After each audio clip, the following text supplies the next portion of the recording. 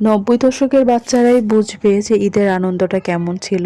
এখনকার বাচ্চারা যে ঈদ আনন্দ করে না তা না। তবে আমি আমার বাচ্চাদের দেখে আসলে অনেক আফসোস করি যে আমরা ছোটবেলায় কেমন ঈদ কাটাতাম। তো দিনের সাথে সাথে সময়ের পরিবর্তন হয়।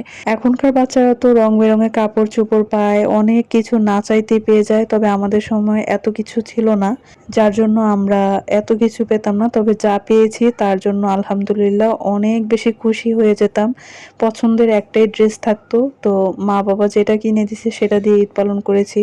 আর এখন তো বাচ্চাদের অনেক অপশন থাকে, দাদার বাড়ি নানার বাড়ি বহু ড্রেস পায়। তো এত হাবি জাবি আমাদের সময় কিন্তু ছিল না। আমার মেয়ের দেখেন সেকেন্ড ড্রেস পরে আজকে দাওয়াত খেতে চলে আসছি। ওর কিন্তু সব ড্রেস এখন পর্যন্ত পরাও হয়নি আর আপনাদেরকে দেখাইও নি। তো যাই হোক, আমরা যদিও বা কম পেয়েছি কিন্তু আমাদের ঈদের আনন্দটা অনেক বেশি ছিল।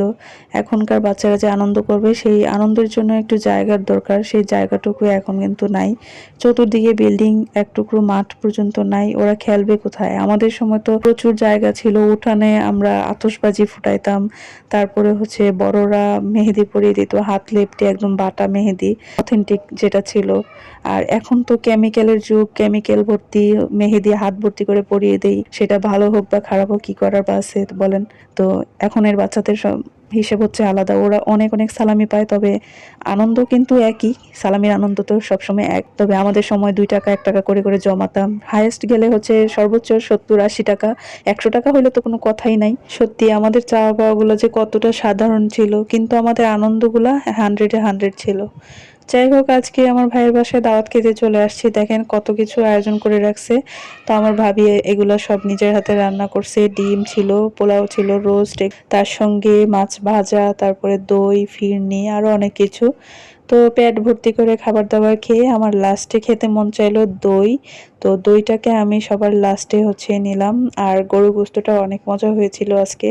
তো যাই হোক, ভরপুর খাবার দাবার খেয়ে আর কিছুদিন আমি থাকবো, সেজন্য আমার হাজবেন্ড আবার অফিস আছে, ওর চলে যাবে। তো আমার শাশুড়ি মাও ছিল, তো ওনারা চলে যাবে আর আমি থেকে যাব কয়েকদিন, বেশি দিনও থাকবো না। আচ্ছা, দাওয়াতে গেলে কারা এরকম করে খান আমাকে বলেন তো? আমি তো এটা অনেক পছন্দ করি, একদম সবার লাস্টে প্লেটের মধ্যে আমি যখন অল্প একটু খাবার বাকি থাকে, যেমন একটু পোলাও তারপরে একটু ঝোল থাকে, তখন আমি করি কি মানে 1 চামচ হলেও দই নিই, ওইটার সঙ্গে মিশিয়ে খেতে আমার খুবই ভালো লাগে।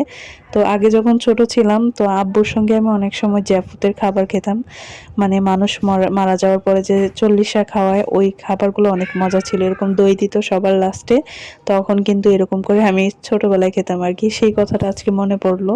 তো যাই হোক, আজকে রান্নাবান্না খুব মজা হয়েছিল, আমার ভাবি রান্না এমনি তো অনেক মজা। তো লাস্টে হচ্ছে আমি এরকম প্লেটে করে নিয়ে দই খাই, আমার কাছে ছোটবেলা থেকে এটা খুব পছন্দ। তো আজকে ভিডিওটা এখানে শেষ করছি। সবাই মাশাআল্লাহ বলবেন আমার মেয়েকে কেমন